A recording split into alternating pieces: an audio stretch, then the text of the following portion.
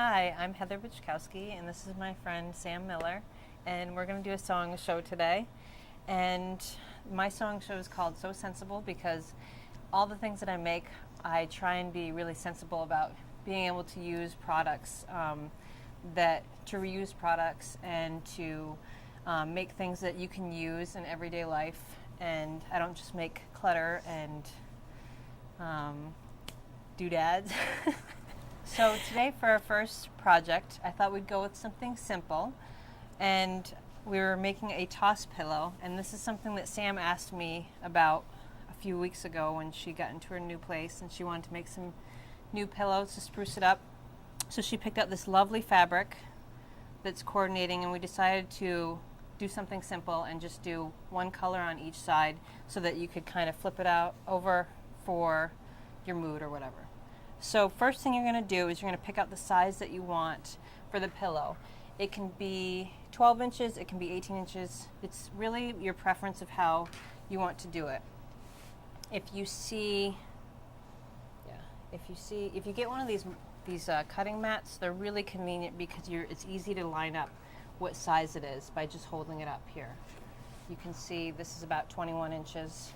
That's the size that we wanted. And it's really simple. The first thing you do is you cut two of the same size facing each other, and then you just pin it down. Just go around the edges, and this is just to hold it in place. If you become a professional, you don't really need to even pin it anymore. You just make sure that you hold the seams in place when you're there. Sam, you want to try a couple? Sure.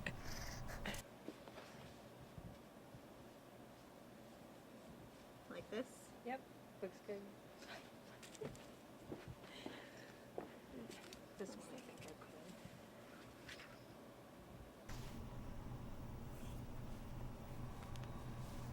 could. And you want to just make sure that you smooth it out every once in a while to make sure that you're still on target.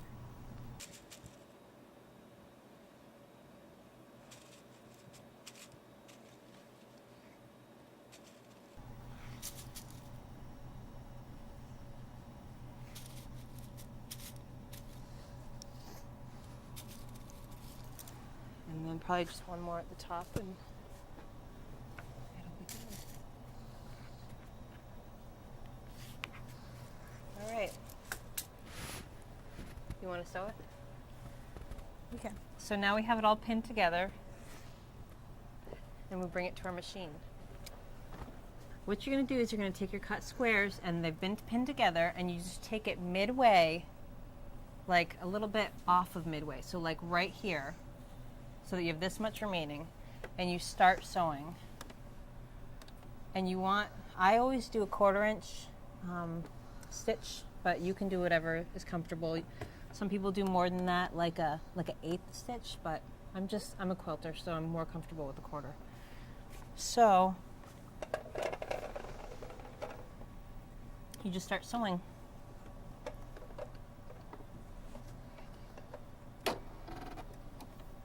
And I like to lock my needle.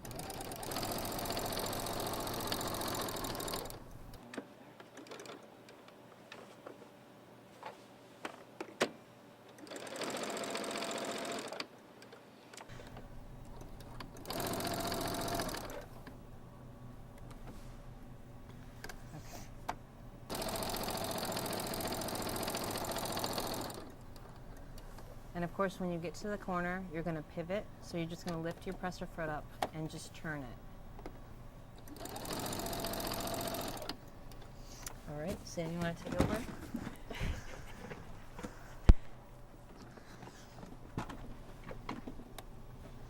So is this lined up good? Yep.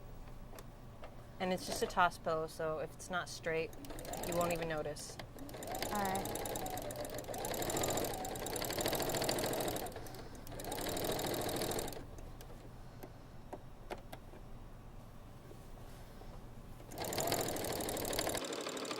Good, and you just take out the pins as you need to. You don't want to sew over a pin, you could break your needle.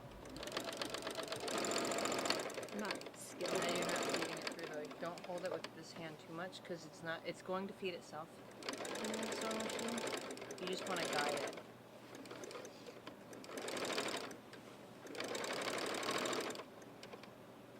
And then pivot, just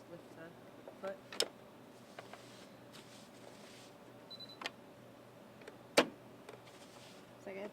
Yep.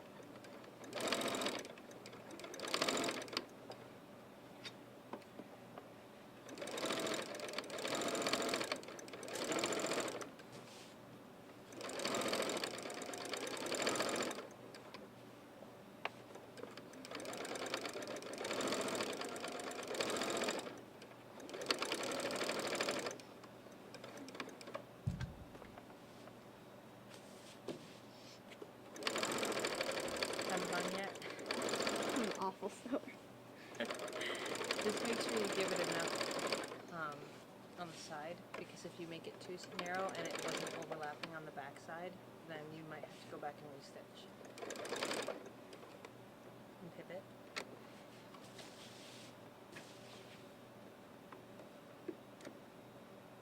I'm way far over. Okay, so that's easy. You just pick the pressure foot up and then you turn it back, and we'll just back step it. And press back step, you just go like this. You hit that. Put the pressure foot down, and then back stitch. This one? No, that one. Yep, good.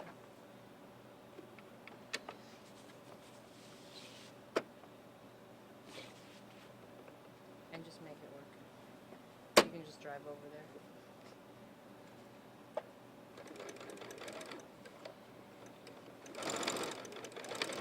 There you go.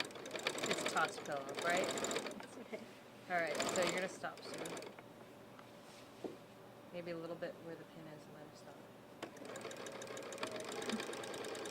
And then back stitch to lock the seam. Okay, good. And then you just pick up the pressure foot. And you have to take the needle out, because I always leave it down. And then just pull it out, and there's a cutter right here behind the sewing machine. The stuffing that we decided to use is eco-friendly. And one of the things I like to do when I'm filling a pillow for the first time is I like to separate it so that it has its full, they stuff them in the bag so that it costs less to ship. But you want to just kind of get it all fluffy again so that your pillow is the best it can be.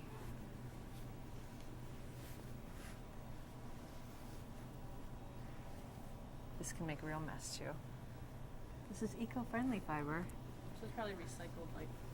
I was reading it. It's made out of something that's good for the environment instead of other stuff that's not, or something like that. Oh. But I will say that at my house, I do like to just take ratty old pillows and just take the stuffing out and fluff them up again, and then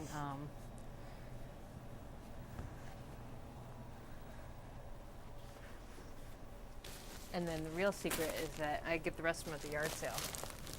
Because people sell this stuff for like 25 cents, so they just want it out of their house. These bags? These stuffing. I got this one for 25 cents. And then people give away fabric at yard sales, especially in this area, because like something about this area, people aren't going yard sailing to find fabric. So I'm able to find fabric quite easily at yard sales. Whereas when I used to live in Morrisville, it was like, you got to get out there early or you won't get anything. Okay. All right.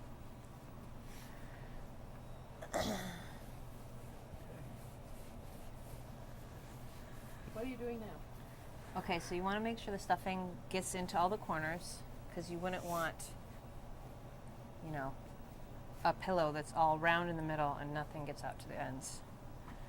So I think I need more stuffing.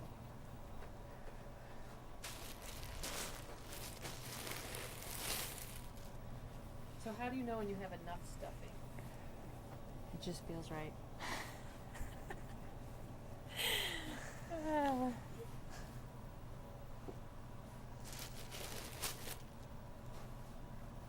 And honestly, I don't put as much stuffing in as they do at the store, probably.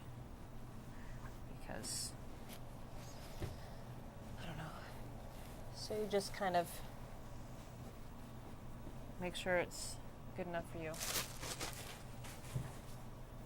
This is kind of lumpy. I didn't separate everything. I It looks didn't beautiful on fluff TV. it. Okay, so now you have a stuffed pillow, and you're going to have that seam in the top. Now, if you are a sewer that really just wants to put a lot of effort into your work and you want it to look perfect, good for you. I can understand how amazing those things are. I just want to get it done because I'm so sensible. So what I do is I have learned that you can just pinch it and push it through your machine, and then you're done in seconds instead of 20 minutes of hand sewing that looks so beautiful. But I'd rather just see the seam and be done with my work. So I put my needle down, back stitch it.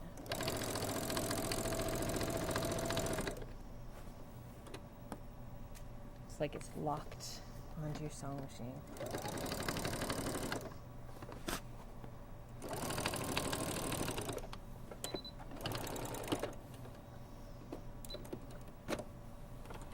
There you go.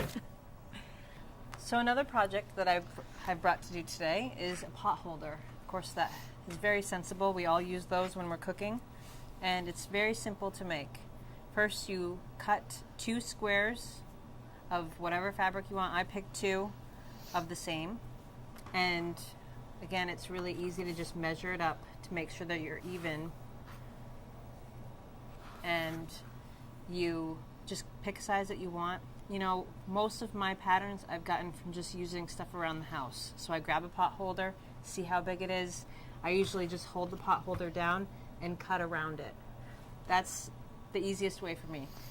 So then once you've decided on your size, you cut out some batting too. And these are really easy to find. Like, I make a lot of quilts and I always have excess. I must be doing something wrong, but anyways, I have lots of it. And I just cut however much I want for the pot holder. I picked 3 layers. So I cut 3 layers of the batting and 2 of the fabric, and they're all together. So what you're going to do is you're going to put the bad side down, and then you're going to put the good sides together. So it's going to look like this, where you're going to have the batting and then the 2 good sides facing each other.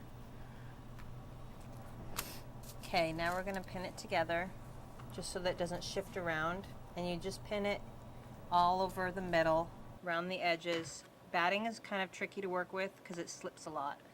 So you just want to pin it like crazy.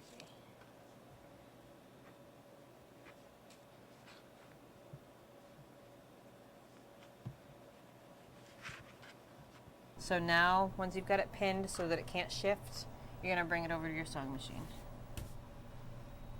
Okay, so it's very similar to the toss pillow in the fact that we're going to sew around all the edges, leaving a little opening that's about this big on the pot holder. So you just put it in the machine, making sure the fabric is definitely covering, and you will be sewing the batting too. That's how this one works. You are sewing the batting and the fabric. So you just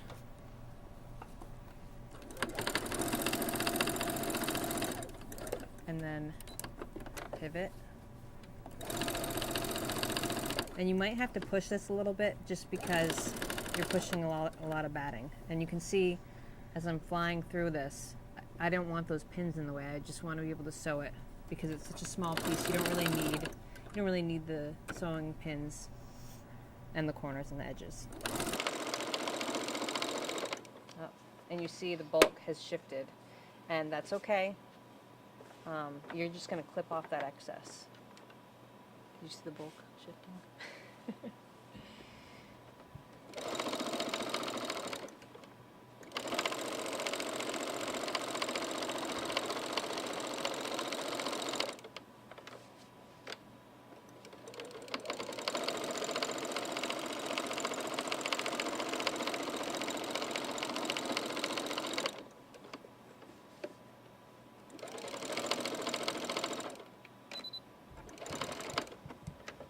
Okay, and so I did a back step just so that I can make sure the stitch is in there by using the presser foot going backwards. That's just so that when I start tugging at the fabric, it won't start unraveling itself. So then you take the pins out.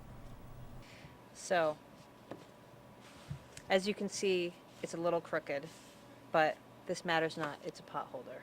So, then what you do is you kind of flip it over and you cut off that excess around the edge. Leave this fabric, you want that there, but you're just cutting off the excess. And you can get really picky about this if you want to, but it's really how much time you want to spend doing it. You can really just cut the bulk off and walk away from it.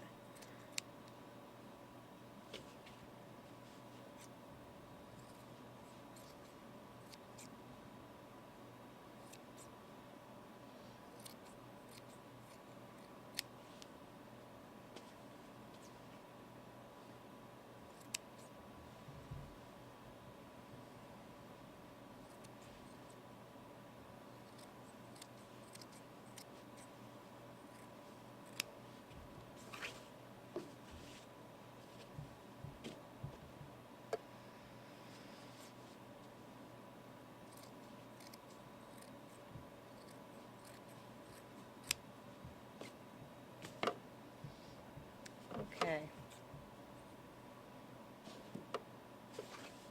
Now I do save these scraps because couldn't you put this in a pillow? Yes. So I like to reuse as much as possible. We're all saving the environment one step at a time, right? So you just flip it just like you did with the pillow, and you just want to pull the corner, grab it, and then gently ease it. You do have a double stitch on one side, but this other single stitch on the other side. So you could double stitch it on your own pillow or your own pot holder if you want. So you just push those corners through just like you did. There's tools for this, but really your finger works just as good. And now, look how beautiful that is. It's very similar to the other thing where you just fold. You fold the edges down. You might want to cut a little extra bulk out here just to make it easier on you.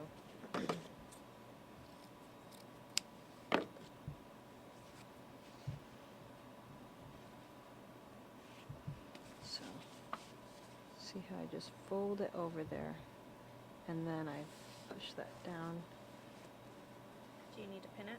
Yep. Thank you.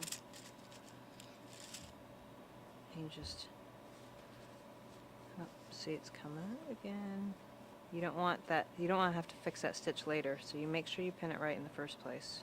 One thing that you want to avoid in every sewing expedition, seam ripping is awful. But I'll tell you what, when you're seam ripping, you remember not to do it again. So you only make that mistake once. Alright, oh, see? I missed a stitch. So now I just go ahead and I open it back up again, flip it inside out, and I fix that stitch. Can you show us again where you missed the stitch? Okay. Nobody's perfect.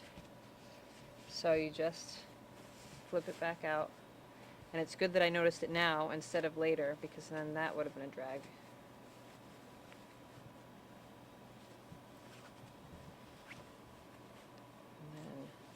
The stitch.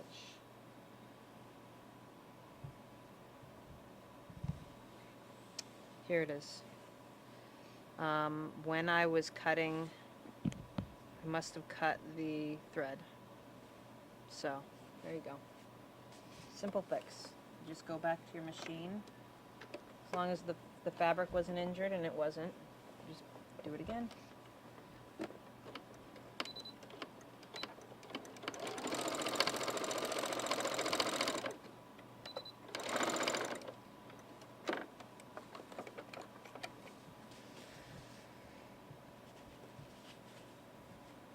And I suppose you could cut the corners on this too if you really wanted to be nitty gritty.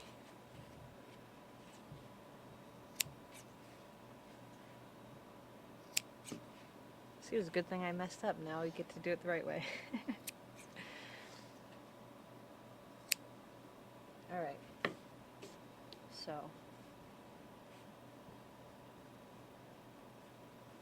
it's so sensible.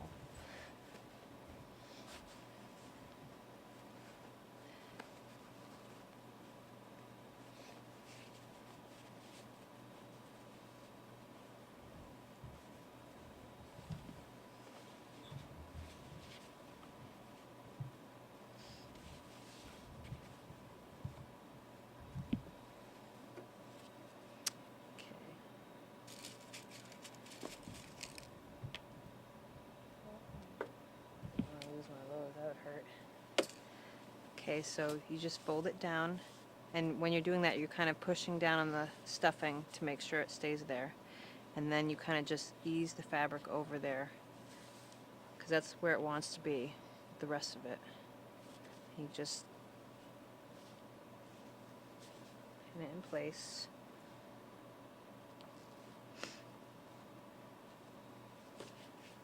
Okay, now with the toss pillow, we just sewed it shut. With the pot holder, we're going to sew around the entire thing, and this is going to add consistency to the edging so that it has, you'll notice it looks a lot better. And then we're going to sew it down the middle so that when you're using, like diagonally, so that when you're using the pot holder, you can just fold it like this and grab stuff. I got this idea from a girl that had a show in Stowe once upon a time when I was driving around at different rummage sales, and I thought, wow, what a simple idea, and so easy than using binding and whatnot. So you just pinch it down under your presser foot, and the first thing I do is sew the seam shut.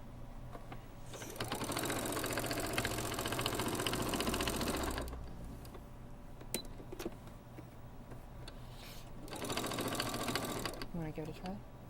Sure. Do the edgings.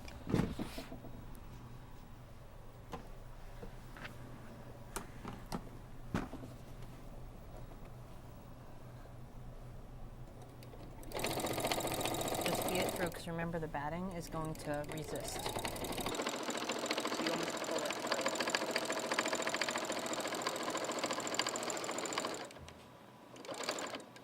Is it okay if it's crooked? Yep. And you just pivot.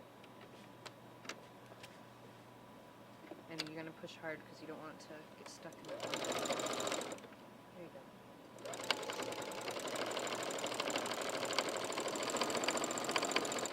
And you can fold it. Good.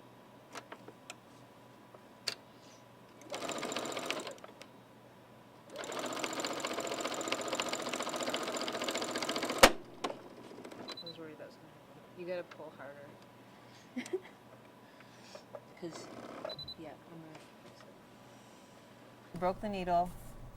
What happened was with batting, you have to really push it through. You're more like pulling it through. You don't rely on the sewing machine to pull it through, because it's just got the little teeth or whatever they're called at the bottom. I'm self-taught, can you tell? So, it wants to pull it through, but because it's so bulky, it can't pull it through on its own. So you have to use your muscles and pull it through, and it almost feels like tug of war a little bit, because you do have to definitely pull it. So when you break the needle, it's no biggie, and you just pull out the remaining piece in there and get it out.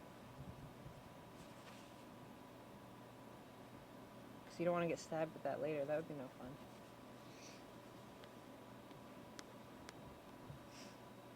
You just pull it out, and a great way to dispose of this is to, I saw this on a sewing show, is to just take a old medicine bottle and put it in there. That way when you're pushing your garbage down or whatever, you're not stabbing yourself. So we'll put that aside.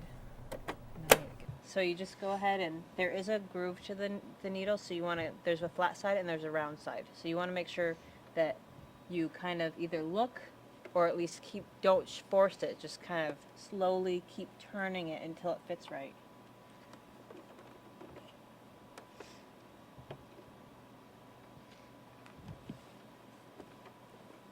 You just push it in and then twist it on so that it locks into place, which you may not have seen. I did untwist it to get the old needle out. And then rethread if you need to, but it should just be the one needle at the bottom. Oh, my least favorite part. I have a threader on this machine, but I keep popping it off.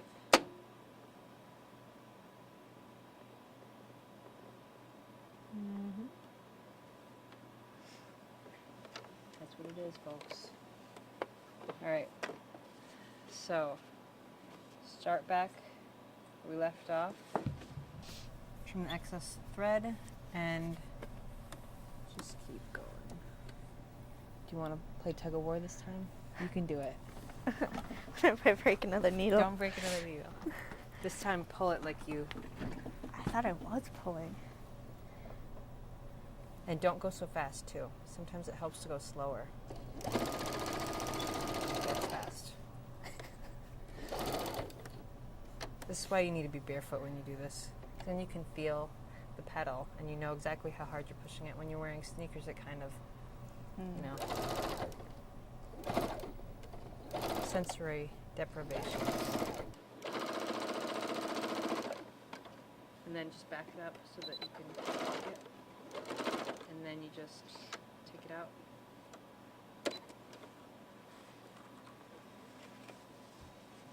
Okay, great. And so you just want to trim off the extra thread.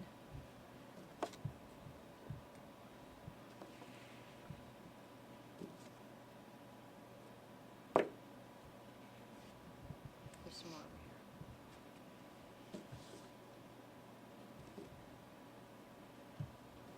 Are you-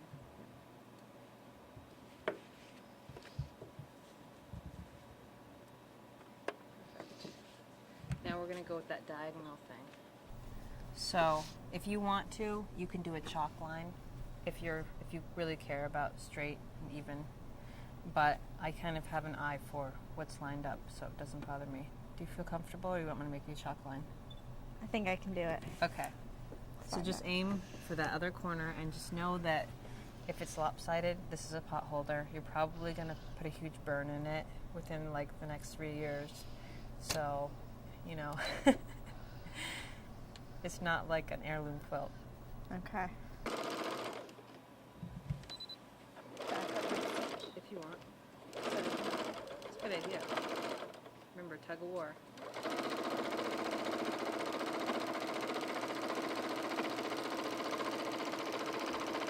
Look at that perfection. Good job. Raise the needle up. There you go. Perfect.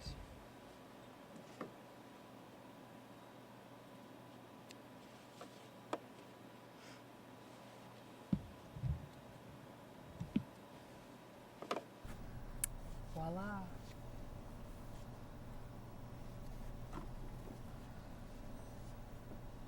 You have your own pot holder. And this is a bit of a larger size, but think you can put a large, however, those soup pots. You can put that on here because it's so large.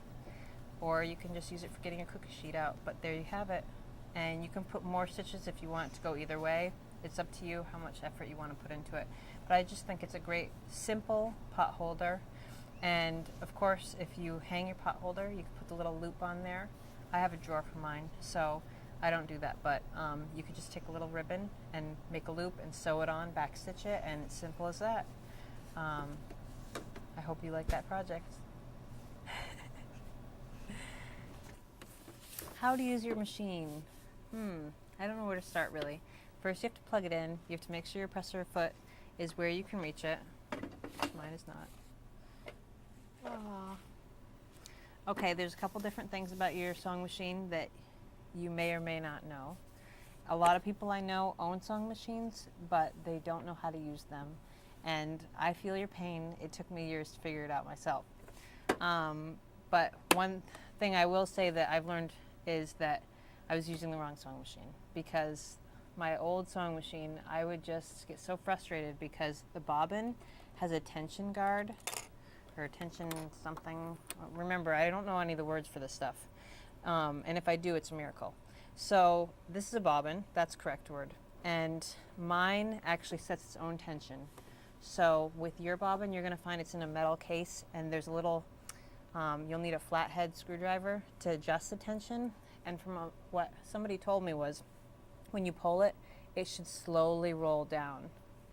I don't know, I never got it right. So now that I have this machine, I'm able to sew and I don't have tantrums about it anymore.